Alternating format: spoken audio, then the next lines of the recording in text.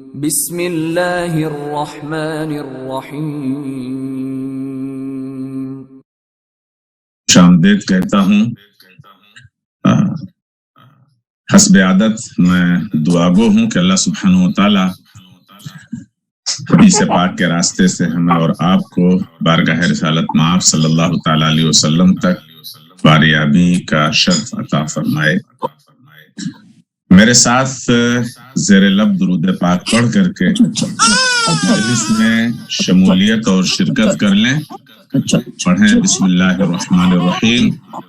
اللہم صلی علی قدر التمام، اللہم صلی علی نور الظلام، اللہم صلی علی مفتاح دار السلام، اللہم صلی علی الشفیع فی جمیع الانام،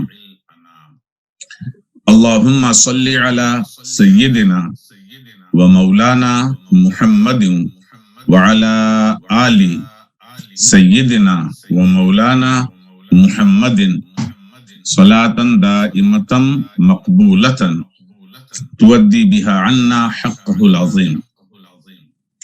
بزرگوں، اللہ کے رسول علیہ السلام نے جو حدیث پاک ہم تلاوت کر رہے تھے، بخاری شریف کا سلسلہ حدیث کا نمبر 660 جس میں اللہ کے رسول علیہ السلام نے 7 گروپ کے بارے میں فرمایا کہ اللہ سبحانہ و تعالی انہیں روز محشر اپنے عرش کا سایہ نصیب فرمائے گا۔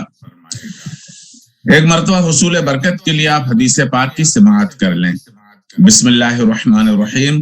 حدثنا محمد بن بشار قال حدثنا يحيى عن عبید اللہ قال حدثني خبیب ابن عبد الرحمن عن حفص بن عاصم عن ابی ہریرہ عن النبی صلی اللہ تعالی علیہ وسلم قال 7 يظلهم الله في ظله یوم لا ظل الا ظل، الامام العادل وشاب نشأ في عبادت ربه ورجل قلبه معلق في المساجد ورجلان تحابا في الله اجتمعا عليه وتفرقا عليه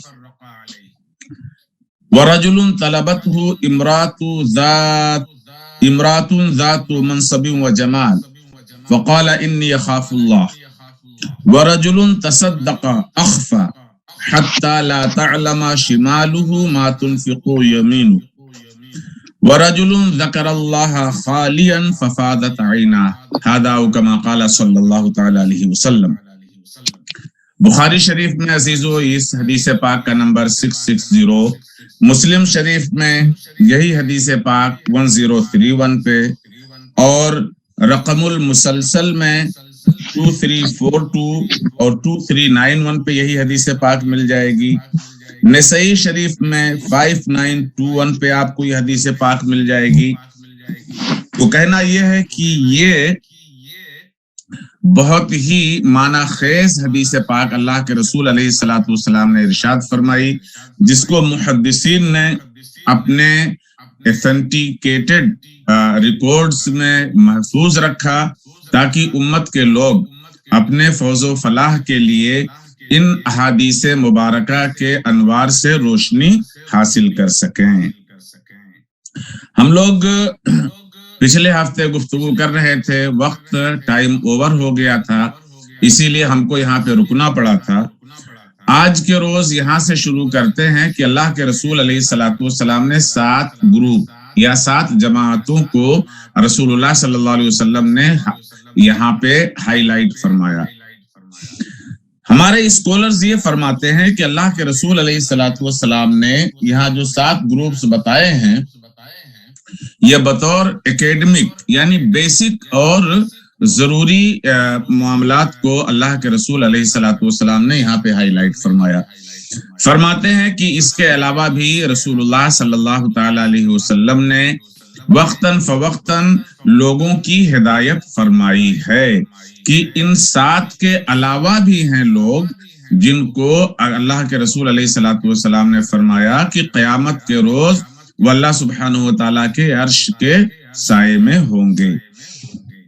اچھا، تو ان میں حدیث پاک ظاہر سی بات ہے، حدیث پاک مسلم شریف کی، اور مسلم شریف کی حدیث پاک کا نمبر ہے 3006 اور رقم المسلسل کا 7377۔ ترمذی شریف میں یہی حدیث پاک 1306 پہ آئی ہے، اور وہ حدیث پاک کیا آئی ہے؟ حدیث پاک یہ ہے کہ سیدنا عبادہ بن صامت رضی اللہ تعالیٰ عنہ بیان کرتے ہیں کہ میرے ان دونوں کانوں نے سنا اور میرے دل نے اس کو یاد رکھا کہ رسول اللہ صلی اللہ علیہ وسلم نے فرمایا، جس نے کسی تنگ دست کو مہلت دی یا اس سے قرض معاف کر دیا، اس کو اللہ سبحانہ و تعالیٰ اپنے سائے رحمت میں یا اپنے عرش کے سائے میں رکھے گا۔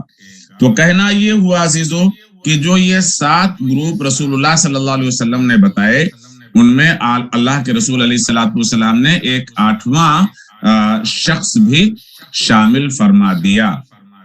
تو اب آپ اس کو کس طرح سے حل کرو گے کہ اللہ کے رسول علیہ الصلوۃ والسلام نے ہمیں اور آپ کو بتایا کہ ایسی سچویشن میں، ایسی سرکمسٹینسز میں جب ہم اپنے زندگی کی بھاگ دوڑ کر رہے ہوں، تو وہاں پر حدیث رسول صلی اللہ تعالی علیہ وسلم سے انوار و تجلیات لے کر کے ہم اپنے فیوچر کو روشن اور تابناک بنا سکتے ہیں۔ اچھا، تو سب سے پہلی چیز جو اللہ کے رسول علیہ الصلوۃ والسلام نے فرمائی، الامام العادل۔ اچھا، امام العادل کا مطلب کیا ہوتا ہے کہ آپ آج کے زمانے میں کہہ دیں کہ انصاف پسند حکمران۔ اب حکمران کو اگر ہم اور آپ وسیع تر معنی میں لیں تو ہر شخص اپنے گھر میں، اپنی فیملی میں، اپنے اعزاء اقربا میں، جس کے پاس فیملی ہے یا اپنی ذات پر وہ حکمران ہے، تو اس کے لیے اللہ کے رسول علیہ الصلوۃ والسلام فرماتے ہیں کہ عدل۔ تو عدل کس کو کہتے ہیں؟ کسی چیز کو اس کے صحیح مقام پر رکھنا عدل ہے۔ افراط اور تفریط کے درمیان درمیانی کیفیت، یعنی عقائد اور اعمال اور اخلاق میں کیفیت متوسطہ کا حامل ہونا، یا حکمت اور اس سے مراد قوت عقلیہ، قوت غضبیہ اور قوت شہوانیہ میں متوازن ہونا۔ تو امام عادل سے مراد صاحب ولایت عظمی یعنی مقتدر اعلیٰ، اس کے ساتھ ہر وہ شخص لاحق ہے جو کسی منصب پر فائز ہو اور اس منصب کے تقاضوں کو پورا کرے، ان میں عدل کرے۔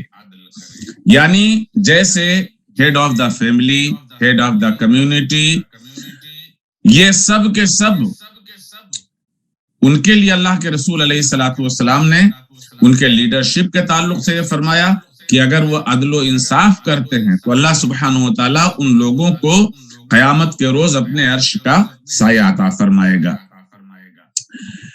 امام عادل اسی کو کہا جاتا ہے۔ اس کے تعلق سے رسول اللہ صلی اللہ علیہ وسلم فرماتے ہیں کہ عدل کرنے والے حکام اللہ کے نزدیک نور کے ممبروں پر ہوں گے، اور اللہ عز و جل کے عرش کے دائیں جانب ہوں گے، اس کے دونوں جانبین دائیں ہیں۔ یہ وہ لوگ ہیں جو ان میں عدل کرتے ہیں، جن پر ان کو مقرر کیا گیا۔ تو رسول اللہ صلی اللہ تعالی علیہ وسلم سب سے پہلی چیز جو ارشاد فرما رہے ہیں وہ سوشل جسٹس کی، عدل و انصاف کی۔ مسلم شریف میں یہ حدیث پاک آپ کو 1827 پہ مل جائے گی، اور رقم المسلسل میں 4640 پہ مل جائے گی، اور نسائی شریف میں یہی حدیث 5379 پر مل جائے گی۔ تو عزیزو، کہنا یہ ہوا کہ چاہے آپ ہیڈ آف دا فیملی ہوں یا ہیڈ آف دا کمیونٹی ہوں یا ہیڈ آف دا اسٹیٹ ہوں، ہر صورت میں، ہر دم، ہر قدم آپ کو سوشل جسٹس مینٹین کرنا ہے۔ اگلی حدیث پاک اسی تناظر میں اللہ کے رسول علیہ الصلوۃ والسلام کی سیدنا معقل بن یسار روایت کرتے ہیں کہ رسول اللہ صلی اللہ علیہ وسلم فرماتے ہیں جس شخص کو اللہ نے لوگوں پر حاکم بنایا ہو اور وہ اپنی رعایا کے ساتھ خیانت کرے تو اللہ اس پر جنت کو حرام کر دے گا۔ مثلا ہیڈ آف دا فیملی اپنی فیملی سے خیانت کرے، دغا کرے، چیٹنگ کرے، فراڈ کرے تو اللہ کے رسول علیہ الصلوۃ والسلام فرماتے ہیں اللہ سبحانہ و تعالیٰ ایسی صورت میں اس کے اوپر جنت کو حرام کر دے گا۔ یہ حدیث پاک عزیزو بخاری شریف میں 7150 پہ مل جائے گی، مسلم شریف میں 1829 پہ مل جائے گی، اور مسلم شریف کے رقم مسلسل میں 4647 پہ آپ کو یہ حدیث پاک مل جائے گی۔ پھر یہی صحابی رسول اللہ کے رسول علیہ الصلوۃ والسلام سے دوسری بات لیتے ہیں کہ جو شخص مسلمانوں کا والی یعنی نگران انچارج ہوا پھر وہ ان کے حق میں کوشش اور خیر خواہی نہ کرے تو وہ ان کے ساتھ جنت میں داخل نہ ہوگا۔ اگین یہ حدیث پاک مسلم شریف میں 4649 پہ آپ کو مل جائے گی۔ اور ایک دوسرے صحابی جس کو حضرت امام ابو داود نے سنن ابو داود میں نقل کیا کہ میں نے رسول اللہ صلی اللہ علیہ وسلم کو فرماتے ہوئے سنا جس شخص کو اللہ تعالیٰ نے مسلمانوں کا کوئی منصب سونپ دیا پھر وہ مسلمانوں کی ضروریات اور ان کے مسائل سے بے خبر حجاب میں رہا تو اللہ بھی اس کی ضرورت، حاجت اور فقر سے حجاب میں رہے گا۔ یعنی جیسے کہ ہم اور آپ اپنے محاورے میں کہتے ہیں جیسا کرو گے ویسا بھرو گے۔ اگر کسی شخص نے اللہ سبحانہ و تعالیٰ کی مخلوق پر اور اللہ کے بندوں پر ظلم اور زیادتی کی تو اللہ سبحانہ و تعالیٰ ایسے شخص پہ رحم نہیں فرمائے گا۔ سیدنا عمرو بن مرہ نے حضرت امیر معاویہ رضی اللہ تعالیٰ عنہ سے کہا کہ میں نے رسول اللہ صلی اللہ علیہ وسلم کو یہ فرماتے ہوئے سنا ہے جو مقتدر حاکم حاجت مندوں، ضرورت مندوں اور مسکینوں کے لیے اپنے دروازے کو بند کر دیتا ہے اللہ اس کی ضرورت، حاجت اور مسکینی کے وقت اس کے اوپر اپنا دروازہ بند کر دیتا ہے۔ یہ حدیث پاک ترمذی شریف میں 1332 پہ آپ کو مل جائے گی۔ کہنا کیا ہوا کہ آپ کے پاس اللہ سبحانہ و تعالیٰ نے اسباب اور وسائل دے رکھے ہیں اور آپ اس کام کے کرنے کی استطاعت میں ہیں، اب اس کے باوجود اللہ تعالیٰ نے آپ کو یہ اپرچونٹی دی اور ایک اللہ کا بندہ آپ کے پاس آتا ہے، استطاعت کے باوجود آپ اس کی طرف توجہ نہیں کرتے ہیں تو اللہ سبحانہ و تعالیٰ نے آپ کے اوپر بھی اپنے رحمت کا دروازہ بند کر دینا ہے۔ دوسری حدیث پاک کا جو حصہ اللہ کے رسول علیہ الصلوۃ والسلام نے امام عادل کے بعد فرمایا وَشَابٌ نَشَأَ فِي عِبَادَةِ رَبِّهِ، وہ جوان جو اپنے رب کی عبادت میں جوان ہوا، یعنی ایک شخص جس کو جوانی نے دستک دی تو اس دستک میں بھی اس نے اللہ سبحانہ و تعالیٰ کے مقرر کردہ فرائض اور واجبات سے چشم پوشی نہیں کی بلکہ اس میں بھی وہ اللہ سبحانہ و تعالیٰ کی عبادتوں کے سائے جوانی کی دہلیز تک پہنچا۔ اچھا، تو اس میں اللہ کے رسول علیہ الصلوۃ والسلام جو بتانا چاہتے ہیں ہمیں اور آپ کو کہ جوان کا ذکر کر کے کہ جوانی میں عبادت کرنا زیادہ سخت اور زیادہ دشوار ہے۔ اس زمانے میں انسان کی قوتیں خواہشات کی پیروی زیادہ اچھی طرح کر سکتی ہیں، ان پر خواہشات کا غلبہ ہوتا ہے اور معصیت اور گناہ کے محرکات بہت ہوتے ہیں۔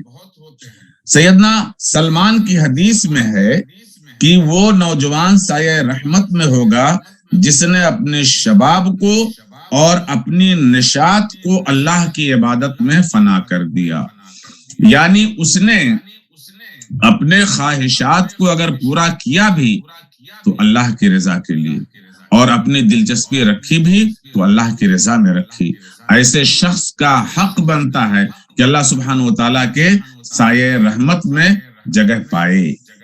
پھر اگلی بات جو اللہ کے رسول علیہ الصلوۃ والسلام ارشاد فرماتے ہیں وَرَجُلٌ قَلْبُهُ مُعَلَّقٌ فِي الْمَسَاجِدِ، وہ شخص جس کا دل مسجد میں معلق رہے، مسجد میں لگا رہے۔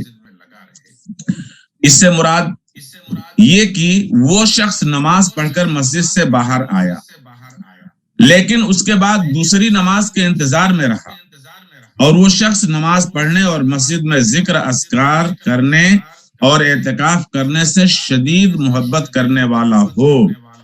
مسجد اللہ کا گھر ہے، جو کسی کے گھر جائے اس کی تکریم کرتا ہے، اور اللہ تعالیٰ مسجد میں آنے والوں کی مہمانی فرماتا ہے۔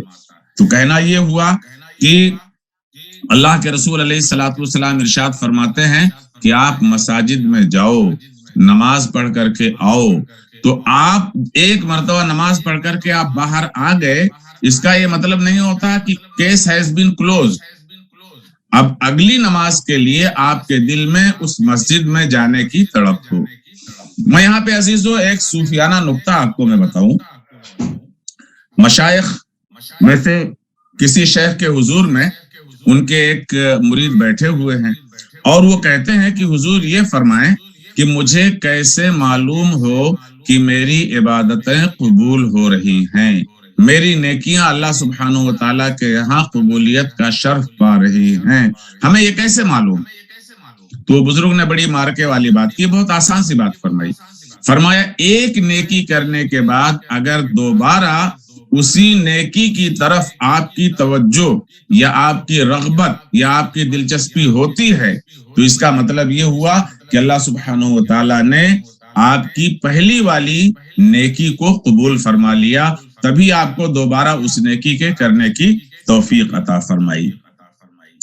اگلی بات اللہ کے رسول علیہ الصلوۃ والسلام ارشاد فرماتے ہیں، وہ دو شخص جو اللہ کی محبت میں اکٹھا ہوئے اور اللہ کی محبت کی باعث دونوں میں تفریق اور جدائی ہوئی۔ یعنی اللہ کے رسول علیہ الصلوۃ والسلام فرماتے ہیں ان دو آدمیوں کا ایک دوسرے کے ساتھ ملنا اور جدا ہونا اللہ تعالیٰ سے محبت کی وجہ سے ہو، کسی دنیاوی غرض کی وجہ سے نہ ہو۔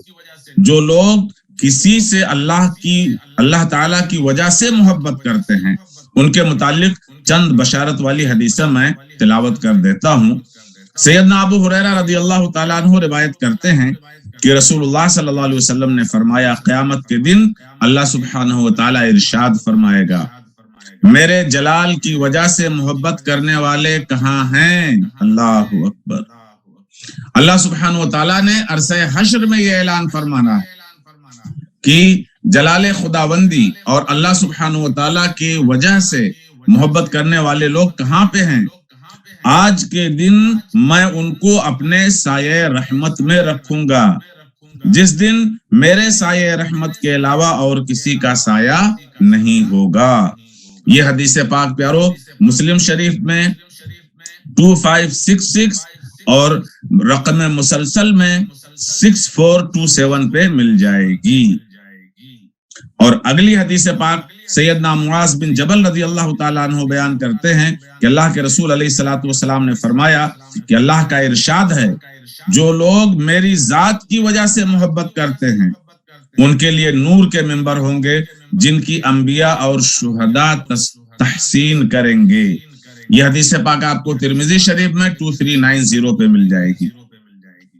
پھر سیدنا ابن عمر رضی اللہ تعالیٰ عنہما بیان کرتے ہیں کہ اللہ کے رسول علیہ الصلوۃ والسلام نے فرمایا، اللہ کے کچھ ایسے بندے ہیں جو نہ تو نبی ہیں اور نہ شہید ہیں، قیامت کے دن ان کا اللہ کے نزدیک اس کی مجلس میں اللہ کے ساتھ قرب دیکھ کر انبیاء اور شہداء ان کی تحسین کریں گے۔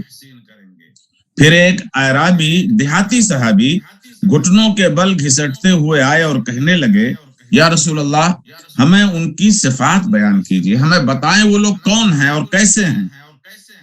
آپ نے فرمایا وہ لوگوں کے ان قبائل سے ہیں جو اللہ تعالیٰ کی ذات میں ایک دوسرے کی تصدیق کریں گے اور اللہ تعالیٰ کی وجہ سے ایک دوسرے سے محبت کریں گے، اور قیامت کے دن اللہ تعالیٰ ان کے لیے نور کے منبر رکھ دے گا۔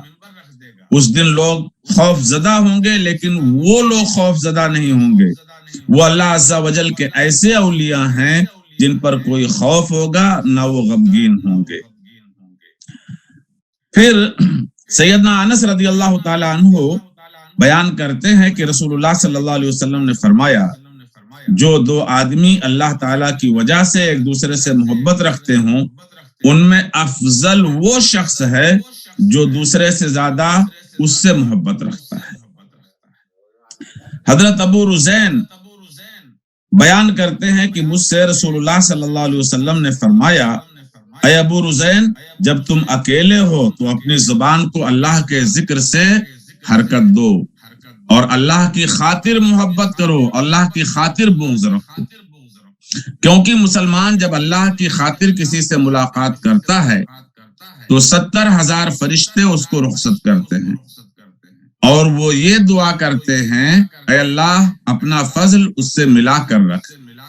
اور اللہ کی وجہ سے محبت کرنے والوں کی فضیلت میں یہ حدیث سیدنا امام مسلم اور ابو داؤد روایت کرتے ہیں، یہ رسول اللہ صلی اللہ علیہ وسلم نے فرمایا، جب کوئی شخص اپنے مسلمان بھائی کے پسے پشت دعا کرتا ہے تو اس کے ساتھ جو فرشتہ مقرر ہوتا ہے وہ کہتا ہے آمین اور تمہیں بھی اسی کے مثل عطا کرے۔ تو میرے عزیزو، یہ جو رسول اللہ صلی اللہ علیہ وسلم ارشاد فرما رہے ہیں کہ ہماری آپسی قومی مذہبی ملی محبتیں، اور وہ محبتیں اگر غائبانہ دعا کی شکل اختیار کر لیں تو ہمیں اللہ سبحانہ وتعالی ہماری دعاؤں پر فرشتوں کو اپوائنٹ کر دیتا ہے کہ اللہ کے معصوم فرشتے ہماری دعاؤں کو آمین کہتے ہیں اور ہماری دعاؤں پر آمین کہہ کر کے وہ ہمیں دعا دیتے ہیں کہ اللہ سبحانہ وتعالی تم کو بھی ایسا عطا فرمائے۔ عزیزو، بات کانسیپٹ کو سمجھنے کی ہے۔ سیدنا علی رضی اللہ تعالیٰ عنہ کا ایک واقعہ بڑا مشہور ہے اور میں چاہوں گا کہ میں جلدی آپ کو یہ واقعہ سنا کر کے پھر میں اسی حدیث پاک کی ترتیب پہ آ جاؤں۔ سیدنا علی رضی اللہ تعالیٰ عنہ رسول اللہ صلی اللہ علیہ وسلم کے رفاقت میں کسی غزوے میں گئے اور دشمن بڑا طاقتور تھا۔ سیدنا علی رضی اللہ تعالیٰ عنہ اس کے مقابلے کے لیے گئے تو اس نے، چونکہ آپ خود پہنتے تھے اور وہ جو ایک سمجھ لے آئرن کیپ ہوتا ہے جو پورے سر کو ڈھانپ لیتا ہے اور جس طرح سے ہم لوگ تصویروں میں دیکھتے ہیں، تو وہ آپ نے وہ خود پہن رکھا تھا اور اس نے آپ کو پہچانا نہیں۔ آپ نے اپنے آپ کو انٹروڈیوس کیا اور اس کے بعد جنگ شروع ہوتی ہے۔ تو جنگ جب شروع ہوتی ہے، میں آپ کو پورے تفصیل میں مین بوٹم لائن اس کی بتا دوں۔ اس نے آپ کو حملہ کیا، آپ پر حملہ کیا تو آپ نے اپنی ڈھال پہ روکا اور اتنا شدید حملہ تھا کہ ڈھال کو توڑتے ہوئے وہ آپ کی پیشانی پر تلوار آ کر کے لگی اور زندگی بھر سیدنا علی رضی اللہ تعالیٰ عنہ کی پیشانی پر وہ نشان موجود رہا۔ سیدنا علی رضی اللہ تعالیٰ عنہ نے حملہ کیا تو وہ شخص گھوڑے سے گرا، آپ جا کر کے اس کے سینے پہ بیٹھ گئے، آپ نے اپنی تلوار بلند کی کہ اس کو ذبح کریں۔ ناگہانی اس سے ایک گستاخی سرزد ہو گئی، اور گستاخی جانتے ہو عزیزو کیا؟ اس نے آپ کے چہرے پاک پہ تھوک دیا۔ میں آپ کو مثال کیا دے رہا ہوں؟ اللہ کے لیے محبت، اللہ کے لیے عداوت۔ تو یہ اس کی مثال میں یہ بہترین واقعہ سمجھنے کے لیے، جب اس نے آپ کے چہرے پاک پہ تھوکا، آپ نے اپنی تلوار کو ڈاؤن کیا، اس کو چھوڑ دیا۔ اب وہ پریشان ہو گیا کہ علی، اولاً تو میں نے تم پہ حملہ کیا اور ثانیاً یہ کہ میں نے تمہارے چہرے پہ تھوک دیا، اور مجھ جیسے طاقتور دشمن پر کنٹرول پانے کے بعد چھوڑنے کا رمز کیا ہے؟ یعنی اگر آپ اصول جنگ کے حساب سے میری بوٹیاں بھی بنا دو وہ بھی آپ کے لیے صحیح ہے، یہاں پر تو آپ نے مجھے قتل کرنے کے بجائے چھوڑ دیا، اس کی وجہ کیا؟ تو سیدنا علی رضی اللہ تعالیٰ عنہ ارشاد فرماتے ہیں کہ میں جنگ میں اللہ کی رضا کے لیے آیا تھا۔ جب تو نے میرے چہرے پہ تھوکا تو میرے نفس نے جوش مارا کہ میں تیری حقیقت میں بوٹیاں کر دوں، لیکن مجھے فوراً خیال آیا کہ علی، یہ جنگ تم کر رہے ہو اللہ کے لیے کر رہے ہو، اپنے نفس کے لیے نہیں کر رہے ہو۔ تو سیدنا علی رضی اللہ تعالیٰ عنہ کا یہ فرمان تھا کہ عزیزو، وہ اور اس کی پوری قوم کلمہ شہادت پڑھ کر کے دائرہ اسلام میں داخل ہو جاتی ہے۔ یہی رسول اللہ صلی اللہ علیہ وسلم فرماتے ہیں کہ اگر ہم اپنے آپ سے، اپنی فیملی سے، اپنی کمیونٹی سے ہم محبت کرتے ہیں، ہم انسان ہیں اور انسان میں انسیت ہوتی ہے، اب اس انسیت میں محبت ایک لازمی جزو ہے، لیکن اسی محبت کو ہم رضائے الہی کے کور میں ہم اگر لے آئیں تو ہماری اور آپ کی وہی چیز نیکیوں کا باعث بن جائے گی، جیسے سیدنا علی رضی اللہ تعالیٰ عنہ کے واقعات میں آیا۔ اب اس میں اللہ کے رسول علیہ الصلوۃ والسلام نے اگلی بات جو فرمائی ہے، اور اس کو سمجھنے کی چیز ہے پیارو، کہ اللہ کے رسول علیہ الصلوۃ والسلام فرماتے ہیں وَرَجُلٌ طَلَبَتْهُ امْرَأَةٌ ذَاتُ مَنْصَبٍ وَجَمَالٍ۔ اللہ کے رسول علیہ الصلوۃ والسلام فرماتے ہیں وہ شخص جس کو کوئی خوبصورت اور مقتدر عورت گناہ کی دعوت دے اور وہ شخص اس سے کہے میں اللہ سے ڈرتا ہوں۔ اس حدیث میں اللہ تعالیٰ سے ڈرنے کی فضیلت ہے، اور یہ کہ قرآن کریم نے بھی اس چیز کو نقل کیا وَأَمَّا مَنْ خَافَ مَقَامَ رَبِّهِ وَنَهَى النَّفْسَ عَنِ الْهَوَى فَإِنَّ الْجَنَّةَ هِيَ الْمَأْوَى۔ وہ شخص جو اپنے رب کے سامنے کھڑا ہونے سے ڈرا اور اس نے اپنے نفس کو خواہشات کی پیروی سے روکا تو جنت ہی اس کا ٹھکانہ ہے۔ یعنی آدمی کو اللہ سبحانہ و تعالیٰ نے جو لیگل اور جائز راستے دیے ہیں انہی پر گزارا کرے، انلیگل اور ناجائز طریقوں پہ جا کر کے آدمی اگر اپنی سیٹسفیکشن ڈھونڈتا ہے تو اس کے لیے پھر جنت ٹھکانہ نہیں بن سکتا ہے۔ یہی قرآن کریم نے فرمایا۔ اگلی آیت پاک سورہ رحمان کی بڑی مشہور آیت ہے، ہم اور آپ پڑھتے ہیں وَلِمَنْ خَافَ مَقَامَ رَبِّهِ جَنَّتَانِ۔ جو شخص اپنے رب کے سامنے کھڑا ہونے سے ڈرا اس کے لیے 2 جنتیں ہیں۔ یہاں پر بزرگوں نے صحابہ کی تاریخ میں سے ایک واقعہ لکھا، میں چاہوں گا کہ آپ اس سے سماعت کر لیں، کہ ابو یحییٰ بن ایوب خزائی بیان کرتے ہیں کہ میں نے سنا سیدنا عمر کے زمانے میں ایک عبادت گزار نوجوان تھا جس نے مسجد کو لازماً پکڑ لیا تھا۔ سیدنا عمر اس سے بہت خوش تھے۔ اس کا بوڑھا باپ تھا، وہ عشاء کی نماز پڑھ کر اپنے باپ کی طرف لوٹ آتا تھا۔ اس کے راستے میں ایک عورت کا گھر پڑتا تھا، وہ عورت اس پر فریفتہ ہو گئی، وہ اس کے راستے میں کھڑے ہو جاتی تھی۔ ایک رات وہ اس کے پاس سے گزرا تو وہ اس کو مسلسل بہکاتی رہی اور اتنا بہکایا کہ وہ نوجوان اس کے ساتھ چلا گیا۔ جب اس کے گھر کے دروازے پہ پہنچا تو وہ بھی داخل ہو گئی۔ اس نوجوان نے اللہ کو یاد کرنا شروع کیا اور اس کی زبان پر یہ آیت آئی ان الذین اتقوا اذا مسهم طائف من الشیطان تذکروا فاذا هم مبصرون۔ بے شک جو لوگ اللہ سے ڈرتے ہیں انہیں اگر شیطان کی طرف سے کوئی خیال چھو جائے تو بھی وہ خبردار ہو جاتے ہیں اور اس وقت ان کی آنکھیں کھل جاتی ہیں۔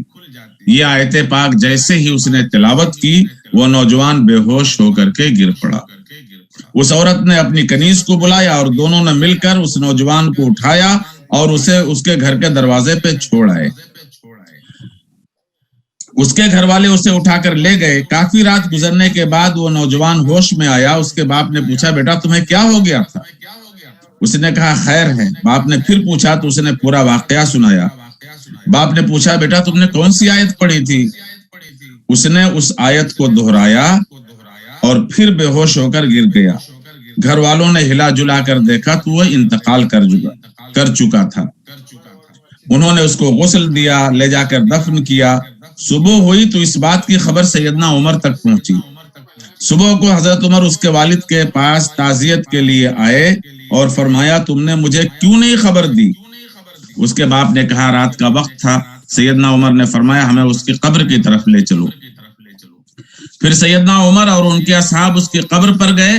سیدنا عمر نے کہا اے نوجوان، جو شخص اپنے رب کے سامنے کھڑا ہونے سے ڈرے اس کے لیے 2 جنتیں ہیں۔ وَلِمَنْ خَافَ مَقَامَ رَبِّهِ جَنَّتَانِ۔ تو اس نوجوان نے قبر کے اندر سے جواب دیا، اے عمر، مجھے میرے رب نے دوبارہ دونوں جنتیں عطا فرمائیں۔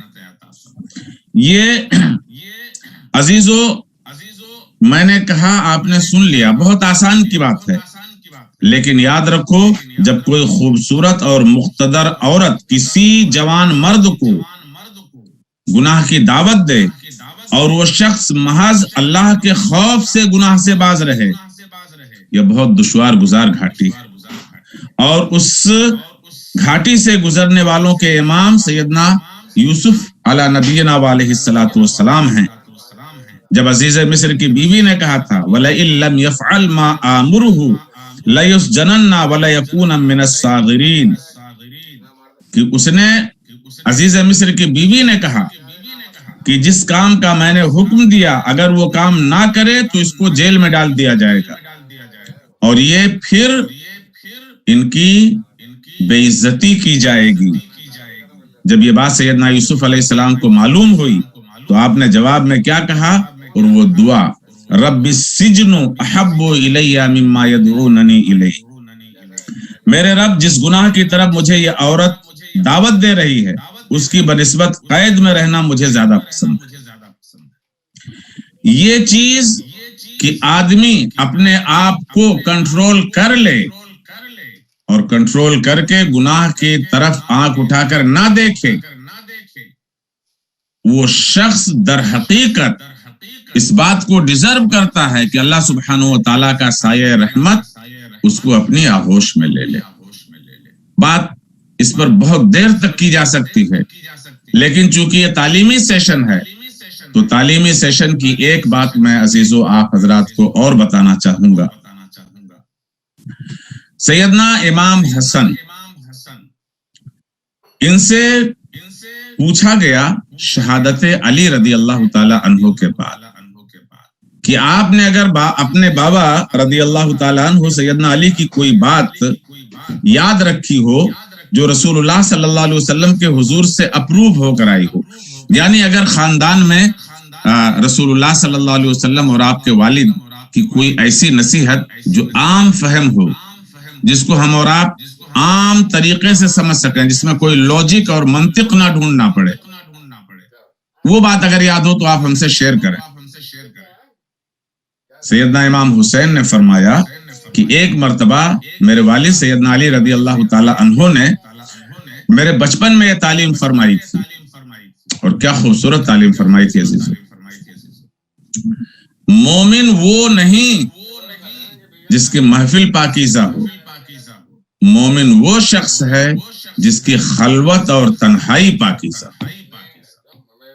تو یہ چیز رسول اللہ صلی اللہ تعالی علیہ وسلم کے گھرانے سے ہی ہمیں اور آپ کو مل سکتی ہے کہ پاکیزگی ہر آدمی محفل میں، بازاروں میں، گیٹ ٹوگیدر میں اپنے آپ کو پاکیزہ بنا سوار کر کے پیش کرتا ہے۔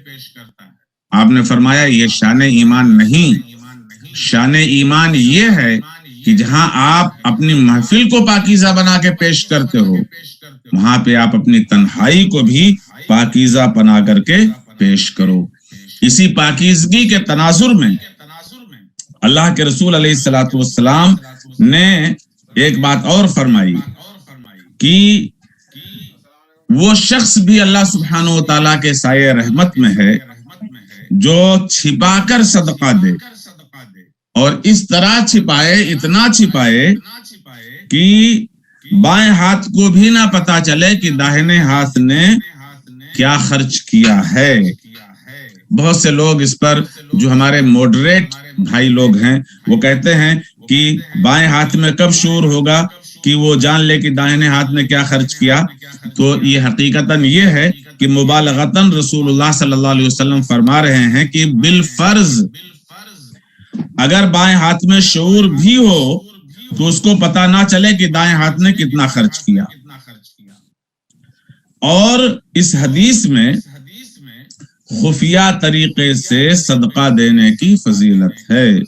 قرآن کریم سورۃ البقرہ آیا نمبر 271، قرآن فرماتا ہے وَإِن تُخْفُوهَا وَتُؤْتُوهَا الْفُقَرَاءَ فَهُوَ خَيْرٌ لَكُمْ، اگر تم خفیہ طور سے فقراء کو دو تو یہ تمہارے لیے زیادہ بہتر ہے۔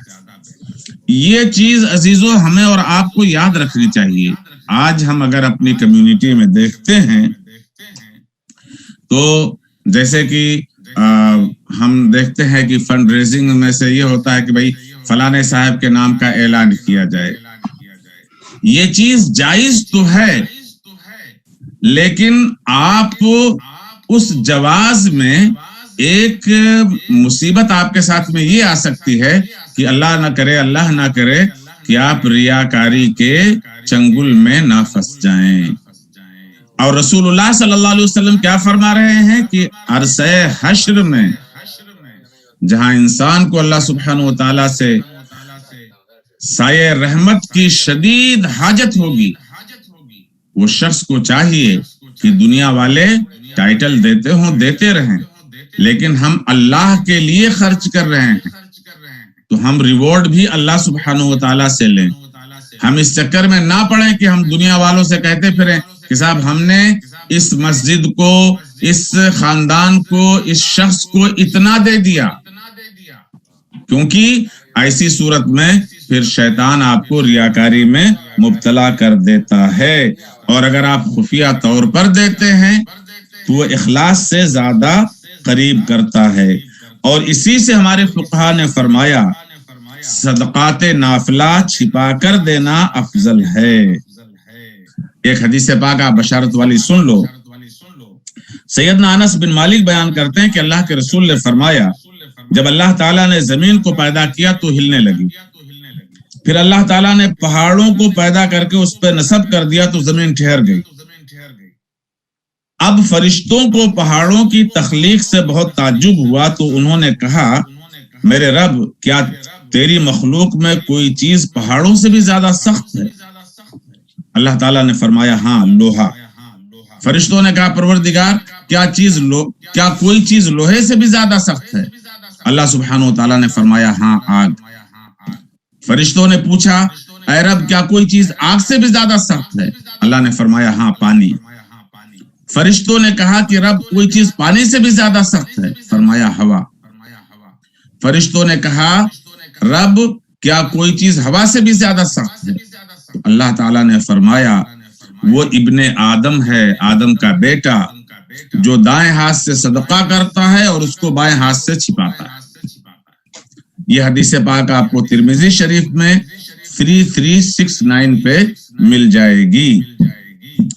اب عزیزو بات یہ ہوئی کہ آدمی اگر اللہ کی رضا کے لیے دے رہا ہے تو میں اپنی بات دہراتا ہوں کہ دیکھو ہم اور آپ اگر $1 بھی دیتے ہیں اس میں اگر ہم نے ریاکاری کو شامل کر لیا تو ہم نے ثواب کو ضائع کر لیا، لیکن اگر وہی $1 ہم نے اللہ کی رضا کے لیے دیا پوشیدہ طور پر تو اب کیا ہوا؟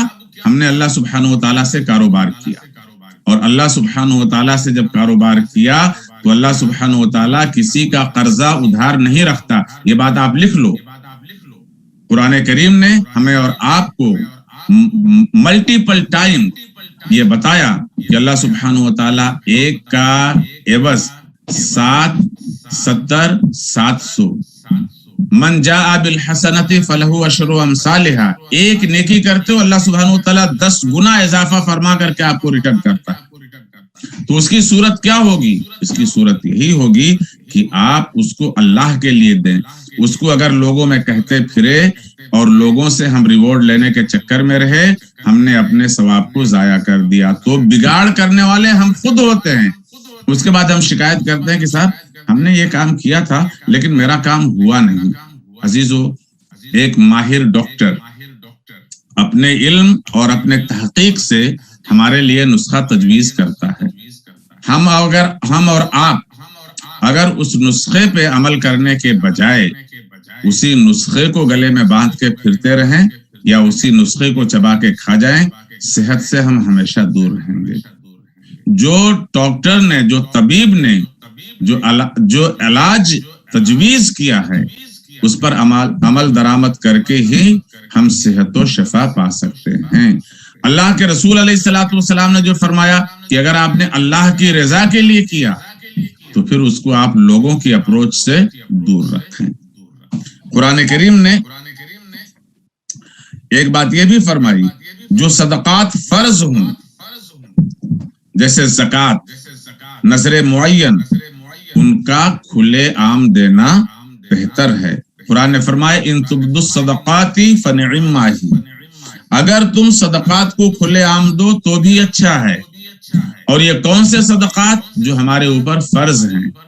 لیکن وہ صدقات جو ہمارے اوپر فرض نہیں، مثلا آپ کو معلوم ہے کہ ہمارے پڑوس میں ہمارا بھائی ہے جس کے پاس پیسے نہیں، جس کے پاس اسباب اور وسائل نہیں، جس کے پاس ضروریات نہیں، آپ نے بند مٹھی اس کی مدد کر دی، تو آپ نے بند مٹھی اس کی مدد نہیں کی، اس کے درپردہ آپ نے اللہ سبحانہ و تعالیٰ سے کاروبار کیا اور اللہ سبحانہ و تعالیٰ کے راستے میں آپ نے $1 دیا۔ قرآن فرماتا ہے من جاء بالحسنۃ فلہ عشر امثالھا، اللہ سبحانہ و تعالیٰ اس کا 10 گنا کر کے آپ کو لوٹائے گا۔ اب آخری بات جو ہے بتائی گئی، وَرَجُلٌ ذَكَرَ اللَّهَ خَالِيًا فَفَاضَتْ عَيْنَاهُ، اور آخری شخص جس نے تنہائی میں اللہ کو یاد کیا اور اس کی آنکھوں سے آنسو بہ نکلے۔ پیارو، یہ بات بہت سمجھنے کی کہ آدمی، جیسے کہ ابھی آپ نے سنا حسنین کریمین کو سیدنا علی رضی اللہ تعالیٰ عنہ نے کیا فرمایا تھا؟ مومن وہ نہیں جس کی محفل پاکیزہ ہو، مومن وہ ہے جس کی تنہائی پاکیزہ ہو۔ اور اسی تناظر میں اللہ کے رسول علیہ الصلوۃ والسلام کا یہ فرمان کہ آدمی تنہائی میں اللہ کو یاد کرے اور اس یاد میں اس کی آنکھوں سے آنسو بہ نکلیں۔ تنہائی میں اللہ کو یاد کر کے رونے کا ذکر ہے، کیونکہ تنہائی میں رونا اخلاص کے قریب ہے اور ریاکاری سے دور ہے۔ پھر رونے والے کی کیفیات مختلف ہوتی ہیں عزیزو، کبھی وہ اللہ تعالیٰ کے جلال اور غضب کو یاد کر کے اس کے خوف سے روتا ہے، اور کبھی اپنے گناہوں کو یاد کر کے ندامت سے روتا ہے، کبھی اللہ تعالیٰ کے صفات جمال کو یاد کر کے اس سے ملاقات کے شوق میں روتا ہے، اور کبھی بندے پہ قرآن کی آیت سن کر کے رقت طاری ہو جاتی ہے، وہ سوز و گداز میں روتا ہے۔ تو قرآن کریم فرماتا ہے وَإِذَا سَمِعُوا مَا أُنزِلَ إِلَى الرَّسُولِ تَرَى أَعْيُنَهُمْ تَفِيضُ مِنَ الدَّمْعِ مِمَّا عَرَفُوا مِنَ الْحَقِّ يَقُولُونَ رَبَّنَا آمَنَّا فَاكْتُبْنَا مَعَ الشَّاهِدِينَ، سورۃ المائدہ آیہ نمبر 83۔ جب وہ لوگ رسول کی طرف نازل کیے ہوئے کلام کو سنتے ہیں تو آپ ان کی آنکھوں سے آنسوؤں کو بہتا ہوا دیکھیں، کیونکہ انہوں نے حق کو پہچان لیا۔ وہ کہتے ہیں کہ اے ہمارے رب، ہم ایمان لے آئے، پس تو ہم کو بھی توحید کی شہادت دینے والوں کے ساتھ لکھ دے۔ تو سیدنا ابو ہریرہ رضی اللہ تعالیٰ عنہ اسی آیت پاک کے تناظر میں بیان کرتے ہیں کہ رسول اللہ صلی اللہ علیہ وسلم نے فرمایا جو شخص اللہ کے خوف سے رویا وہ دوزخ میں داخل نہیں ہوگا۔ اللہ اکبر، کتنی بڑی بات ہے دوست عزیزو کہ اللہ کے خوف سے رویا وہ شخص دوزخ میں داخل نہیں ہوگا، حتیٰ کہ دودھ تھن میں لوٹ جائے، اور اللہ کی راہ میں پڑنے والا غبار اور دوزخ کا دھواں جمع نہیں ہوگا۔ یہ حدیث پاک کتنی ایتھنٹک ہے، ترمذی شریف نے 1633 پہ نقل کیا، نسائی شریف میں 3107 پہ نقل کیا، ابن ماجہ شریف میں 2774 پہ نقل کیا۔ کہنا یہ عزیزو کہ اتنے سارے ایتھنٹک محدثین اپنے اپنے ڈائریوں میں اس کو جگہ دے رہے ہیں کہ ایک مرتبہ اللہ سبحانہ و تعالیٰ کے حضور میں آپ نے آنسو کا ایک قطرہ بہا دیا، اللہ سبحانہ و تعالیٰ نے آپ کو دوزخ سے دور کر دیا۔ ایک حدیث پاک میں اور سنانے کی اجازت چاہوں گا کہ عرصہ حشر کی تفصیل اور تصویر کھینچتے ہوئے کچھ صحابہ نے یہ بتایا کہ زمین جیسے تانبے کی ہو جائے گی، آسمان فولاد جیسا ہو جائے گا، سورج سوا نیزے کے فاصلے پر ہوگا، اور ایسے موقع پر قرآن کریم 26واں پارہ سورہ قاف، یوم نقول لجہنم حل امتلأت وتقول حل من مزید، جہنم اس وقت اپنے آب و تاب اور ہولناک شعلوں کی ساتھ میں عرصہ حشر کی طرف بڑھے گی۔ آپ سوچو سچویشن اور لوکیشن دونوں کتنا ٹیریبل ہے، اور اس پر جہنم کا بڑھنا، لوگوں کی چیخیں بلند ہوں گی، پریشان نفسی نفسی کا عالم۔ ایسے موقع پہ سیدنا جبرائیل علیہ السلام رسول اللہ صلی اللہ علیہ وسلم کے حضور میں حاضر ہوں گے۔ آپ کے ہاتھ میں پانی کا ایک پیالہ، اور رسول اللہ صلی اللہ علیہ وسلم سے عرض کریں گے، اللہ کے رسول یہ پانی کے چھینٹے آپ جہنم کی طرف ماریں۔ رسول اللہ صلی اللہ علیہ وسلم کچھ چھینٹے جہنم کی طرف ماریں گے، اس کی آگ پیچھے ہٹنا شروع ہوگی۔ رسول اللہ دوبارہ سہبارہ، وہ آگ پیچھے ہٹتے ہٹتے اپنے حد میں چلی جائے گی۔ رسول اللہ پھر ماریں گے، اب جہنم سے آواز آئے گی، محمد صلی اللہ تعالی علیہ وسلم آپ یہ پانی کے چھینٹے مارنا بند کریں، ورنہ ہماری آگ ٹھنڈی ہو جائے گی۔ اللہ کے رسول علیہ الصلوۃ والسلام سیدنا جبرائیل علیہ الصلوۃ والسلام سے تفتیش فرماتے ہیں، جبریل یہ کون سا پانی ہے جو آتش دوزخ کو ٹھنڈا کر رہا ہے؟ سیدنا جبرائیل علیہ السلام جو کہتے ہیں، علامہ اقبال نے اسی کا ترجمہ کیا عزیزو۔ علامہ اقبال کا وہ شعر آپ یاد کر لو، وہ ترجمہ کیا کرتے ہیں، موتی سمجھ کے شان کریمی نے چن لیے، موتی سمجھ کے شان کریمی نے چن لیے، قطرے گرے میرے جو عرق انفعال کے، کہ اللہ سبحانہ و تعالیٰ کے حضور ندامت اور پشیمانی کے آنسو جو گرے تو دنیا کی نظر میں وہ آنسو پانی، لیکن میرے رب کے قدرت میں وہ موتی سے بھی زیادہ قیمتی، اور توبہ کے آنسوؤں نے جہنم بجھا دیا۔ توبہ بڑی سپر ہے گنہگار کے لیے۔ تو رسول اللہ صلی اللہ علیہ وسلم فرماتے ہیں، جو شخص اللہ کے خوف سے رویا وہ دوزخ میں داخل نہیں ہوگا حتیٰ کہ دودھ تھن میں لوٹ جائے، اور اللہ کے راہ میں پڑنے والا غبار اور دوزخ کا دھواں جمع نہیں ہوگا۔ سیدنا ابن عباس رضی اللہ تعالی عنہما بیان کرتے ہیں کہ میں نے رسول اللہ صلی اللہ علیہ وسلم کو یہ فرماتے ہوئے سنا ہے کہ دو قسم کی آنکھوں کو دوزخ کی آنکھ نہیں چھوئے گی، دو قسم کی آنکھوں کو دوزخ کی آگ نہیں چھوئے گی۔ وہ آنکھ جو اللہ کے خوف سے روئی، دوسری وہ آنکھ جس نے اللہ کی راہ کی حفاظت میں سرحد اسلام پر رات گزاری۔ یعنی ان دونوں قسم کی آنکھوں کو دوزخ کی آگ نہیں چھو سکتی۔ یہ حدیث پاک ترمذی شریف میں 1639 پہ آپ کو مل جائے گی۔ سیدنا انس بیان کرتے ہیں کہ رسول اللہ صلی اللہ تعالی علیہ وسلم نے فرمایا، جس نے اللہ کو یاد کیا پھر اس کی آنکھوں سے اللہ کے خوف سے آنسو بہے ہوں حتیٰ کہ اس کے آنسو زمین پر گرے ہوں، اس کو اللہ تعالیٰ قیامت کے دن عذاب نہیں دے گا۔ اللہ اکبر۔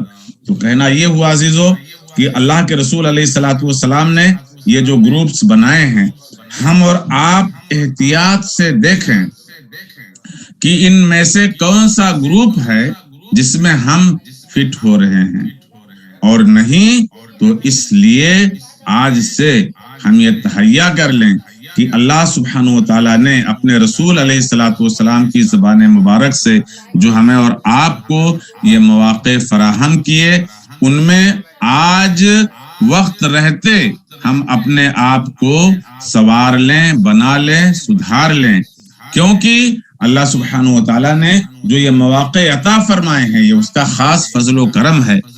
کل کے روز عزیزو کیسے سچویشن ہو، کیسے سرکمسٹنسز ہوں، کسی کو معلوم نہیں، لیکن رسول اللہ صلی اللہ علیہ وسلم کے اوپر اللہ کے کروڑوں درود ہوں کہ انہوں نے ہر دم ہر قدم ہماری رہنمائی فرمائی کہ ہم اپنے مستقبل کو روشن کر سکتے ہیں، تابناک کر سکتے ہیں، ہم اپنے آپ کو بنا سکتے ہیں، ہم اپنے آپ کو سنوار سکتے ہیں۔ اس لیے عزیزو ہم اور آپ اولین ترین کوشش یہ کریں کہ اپنے آپ کو فتنہ نار سے بچا لے جائیں اور اپنے آپ کو جنت کا مستحق بنا لیں۔ قرآن کریم نے سورہ آل عمران میں بھی یہ فرمایا تھا، فَمَنْ زُحْزِحَ عَنِ النَّارِ وَأُدْخِلَ الْجَنَّةَ فَقَدْ فَازَ۔ یاد رکھو، اگر تم نے اپنے آپ کو جہنم سے آزاد کروا لیا اور جنت کے لیے ایلیجیبل کر لیا، فقد فاز، تو تم کامیاب ہو گئے۔ اللہ سبحانہ وتعالی ہمیں اور آپ کو، پوری امت محمد صلی اللہ تعالی علیہ وسلم کو کامیابی اور کامرانی کے منزلوں سے ہمکنار فرمائے، اور اللہ سبحانہ وتعالی ہم پر اور آپ پر سب پر اپنا فضل فرمائے، کرم فرمائے، رحم فرمائے کہ ہم اور آپ اس دنیا کے چند ساعتوں کو صحیح معنوں میں ہم یوزفل بنا سکیں، کہ وہ ساعتیں ہمارے لیے ہماری دنیا میں، ہمارے قبر میں، ہمارے حشر میں، ہمارے پلسرات پر ہمارے اور آپ کے لیے وہ آیت نور ثابت ہوں، اور اللہ سبحانہ وتعالی اپنے محبوب علیہ الصلوۃ والسلام کے جوار رحمت سے ہمیں اور آپ کو سب کو شادکام فرمائے، بامراد فرمائے۔ کل کے روز ہم اپنے بھائی شکیل صاحب کے اور وہ شفیق صاحب کے یہاں گئے ہوئے تھے، ان کے کسی عزیز کا انتقال ہوا۔ میں آپ تمام حضرات سے گزارش کروں گا کہ درود پاک 1 مرتبہ پڑھ لیں، 3 مرتبہ سورہ اخلاص پڑھ لیں، سورہ فاتحہ پڑھ لیں، ان کو اور امت محمد صلی اللہ تعالی علیہ وسلم کے تمام مرحومین کو ایصال ثواب کر لیں۔ گزشتہ دنوں ہمارے ایک رپورٹر تھے کمال احمد خان، ان کو بھی ایصال ثواب میں ہم شریک کر لیں۔ ان دنوں عزیزو، اللہ کا شکر ہے کہ اب یہ آفات اور بلیات ان میں کچھ کمی آ رہی ہے، لیکن آپ اپنی دعاؤں میں ہمیشہ اس چیز کا خیال رکھیں کہ اللہ سبحانہ وتعالیٰ سے حفظ و امان اور امن و سلامتی کی دعا کرتے رہیں۔ عرصہ دراز سے بیمار چل رہے ہمارے بزرگوں میں سید اصغر انکل، سید محمد شاہد صاحب، ہمارے بھائی سعد کیانی صاحب، سعد، اور ہمارے جن جن بھائیوں نے، بہنوں نے، بزرگوں نے، عزیزوں نے دعاؤں کے لیے کہا، پروردگار عالم سب کو صحت و شفا کی دولت سے مالا مال فرمائے، اور اللہ سبحانہ وتعالی ہم کو اور آپ کو اپنے محبوب علیہ الصلوۃ والسلام کے رحمتوں سے حظ وافر عطا فرمائے۔ اللہم صلی علی سیدنا مولانا محمد وعلی آل سیدنا مولانا محمد، طب القلوب ودوائها وعافیت الابدان وشفائها ونور الابصار وضیائها وآلہ وصحبہ وسلم ابدا۔